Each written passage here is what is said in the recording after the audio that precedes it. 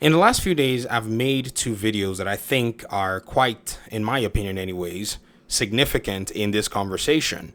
If the Series S is holding games back, how is it possible that games that look as impressive as Black Myth Wukong are able to play on hardware, and this is hardware on the PC side, that is less powerful than the Series S?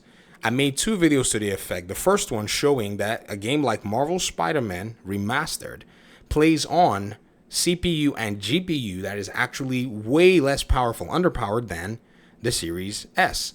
Even the Steam Deck itself plays these games according to, what people are talking about in terms of the hardware.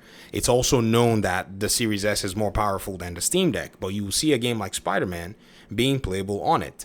To that, some people pushed back and said, well, you're using a game that is a last-gen game. So I said, all right, let's go with the next-gen game, which is Ratchet and Clank, according to those who say that this is a next-gen game. I don't believe in next-gen, last-gen, simply because I understand that it's just a marketing ploy for the most part. Everybody's trying to sell you hardware.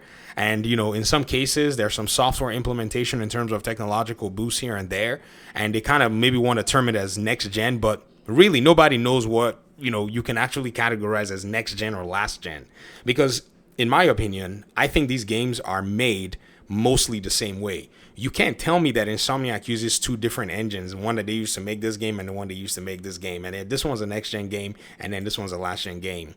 Maybe you don't really, in my opinion anyways. I guess I shouldn't blame anybody for something that I want to presume here, but that's all nonsense.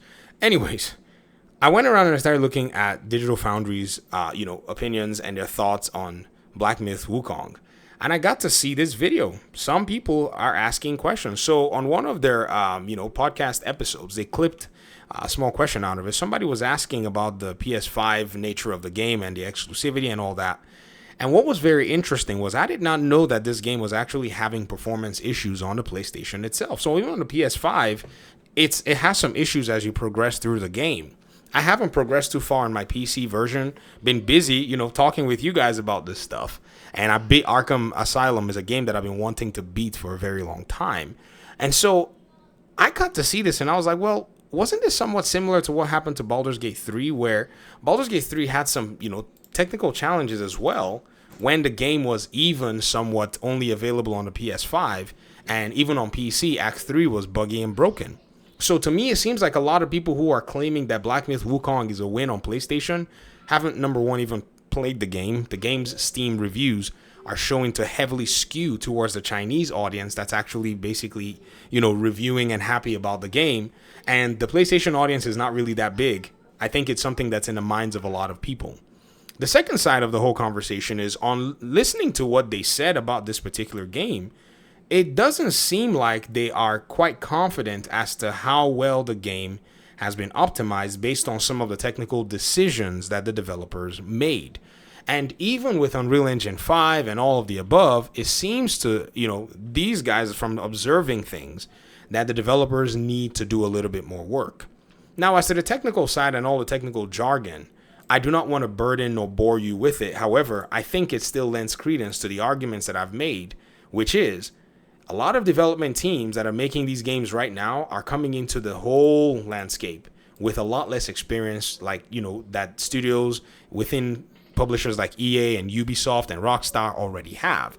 So they're still learning the ropes, of which I admire and I commend them. I don't say that that is a bad thing at all. Because even EA themselves have had some developers have issues, like with Jedi Survivor. Even publishers like CD Projekt Red have also had issues with their game, like Cyberpunk 2077. So we can forgive the guys that are just coming up. I will happily, and I supported the game, and I support this game wholeheartedly. What I really cannot stand is that people are not necessarily paying very close attention to what's happening, but instead prefer that they want to play list wars or, maybe talk about scoring some kind of win or for PlayStation. I keep seeing people tell me, you can't deny that this game is a win for PlayStation. My dude, this game is a win for gamers. PC gamers, most especially, because it seems like on the PlayStation side, they're not reciprocating all these wins they're talking about with purchases, because the gamer behavior on PlayStation and Xbox is actually very similar. They're playing Call of Duty. I mean, we know this because if you look at your friends list, fire up your PlayStation right now and look at your friends list and see how many of them are actually not playing Wukong. You'll be surprised because player behavior is actually very different. Even though more PlayStation players will more than likely still purchase the game over Xbox players. I'm not saying that that's the case. It's just, for a platform where some of its proponents want to call it a win, you got to be really careful when you say that. And Baldur's Gate 3 was actually in a situation like that, where Xbox actually, basically represented and came out strong for the game after it eventually dropped on the Xbox platform. So what's going on here now is the inexperience, or I say the logistical deficit of a lot of these developers is being shown out here in public for all to see. Which, in my opinion, I don't say it's a bad thing. I don't think it's a bad thing. I think, we need to be able to look and realize exactly what the entire conversation around gaming looks like from the perspective of what it is to launch a game and enter a AAA space and be able to serve an audience that already has built-in expectations for all these years. So when a game like Marvel's Spider-Man Remastered is running on hardware that's lower than the Series S, I got to ask and say, how are they doing it? Well, they had time. For a game like Ratchet and Clank, right? Y'all are saying Ratchet and Clank, y'all were telling me that Ratchet and Clank is a next-gen game, which, again, throw that thing away, because if it's a next-gen game, how's it running on a GTX 960? Like, please, let's stop. Again, let's throw it away. But it's over here doing this. Another one that many people will say, oh, well, it's a next-gen game. They'll say stuff like that. But then you're going to look and say, well, Mortal Kombat 1 is only available on the, Series X and Series S, right? But it was made with Unreal Engine 4, because some people still categorize these things as next-gen, last-gen. This is a notion that must be dispelled. I feel the need to want to point out that the differences are not really that much. It's just newer aspects to enable developers to be able to achieve things that make their game, kind of pop out more.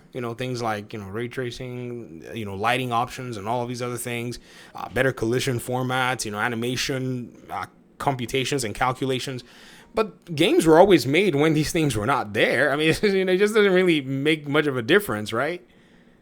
And so this particular game is you can play this game on like the Series S, but it was made with Unreal Engine 4, a modified version of Unreal Engine 4. When developers say a modified version of Unreal Engine 4, I'm like, it's Unreal Engine 4. Go to any Unreal Engine forum and then say, what is the difference between a modified version of Unreal Engine and Unreal Engine? They'll be like, well, possibly the developers are using some tools. It's not inherently fundamentally different because it's the Unreal Engine 4 source code. So again, it's quite shocking to me, though, that people want to call this some kind of a win when in reality, the people actually getting the win is the community of gamers that can usually deal with, games that come out with a little bit of a challenge when it shows up. That's what the PC gaming community is for, the tinkerer group, the people who want to tinker, right? So at the end of the day, when you're seeing people say this game is solid, they're judging the game based on the game. They're judging the game based on the game. On the PC side, we can adjust for a few things that developers may not be able to hit right out the gate, which doesn't give them room or warrant them to not bring out their games fully made, don't get me wrong. However, because this is a new studio, we're like, all right, man, we'll dial in with you, but they're not going to try this next time. I mean, they know they're PC developers primarily, so they know they get the grill, they get the drift, right? Like Baldur's Gate 3 was more of a community support effort. That game was 2 years early access on PC. Right? And at the end of the day, the game came out, still had some challenges, but everybody kind of, went in with the understanding like this is a team that's still coming up. That's not EA. Their budget, their limitations are actually much bigger. So yeah, we dialed in with them as well. And so, ladies and gentlemen, if you even look at the PC requirements, it was running on hardware that is less powerful than the Series S. It's just a matter of time and logistics at the end of the day. This is just so wild, and it's just so weird that everybody wants to talk about this stuff. Not everybody, but most folk want to talk about this stuff, but are not necessarily caring to pay attention to what the hardware aspect is, because the hardware is a scientific, standard.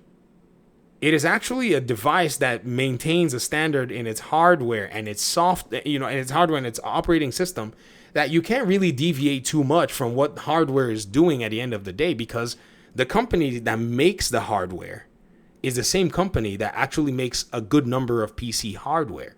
So we can make determinations from those PC hardware pieces to be able to see what might be going on, especially on these console generations. Like the other console generations, yeah, a lot of those hardware seemed a little bit unique. Maybe they weren't. Maybe they were similar to what we had, but we just didn't know, if you get what I mean. So, ladies and gentlemen, I think the developers at Game Science are going to need to double down, buckle up, and do some work to get their game running beautifully when time comes into play. Because, again, in watching, and this is a video that I'm actually chewing through right now. This is the long form version, 33-minute version of them actually talking about the PlayStation 5, performance. You can already see that they're actually pointing out different challenges that the game faced. Not that it really concerns me. I don't care. I won't see it. Really, to be honest, I just want to play the game and master the combat. That's my own, as a gamer, that's my interest in this title. I'll get out of your hair. Let me hear your thoughts in the comment section. Thanks so much for watching. Peace out.